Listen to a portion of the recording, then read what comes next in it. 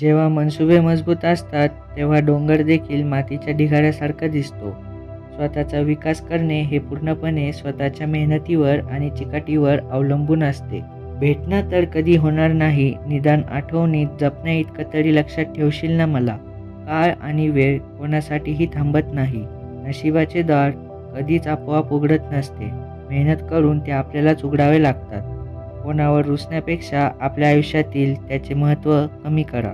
आपण सूर्याला जसं त्याच्या उंचीने नाही तर योग्यतेने पाहतो, तसंच आयुष्यात एखाद्या व्यक्तीला त्याच्या व्यक्तिमत्त्वाला महत्त्व द्या.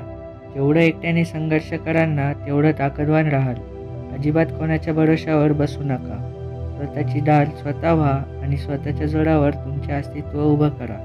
कोणाच्या जिव्हारी लागतील असे शब्द बोलून त्याला दुःख देऊ नका, कारण आग जरी थंड झाली तरी निखारा मात्र काही काळापर्यंत जळतच राहतो.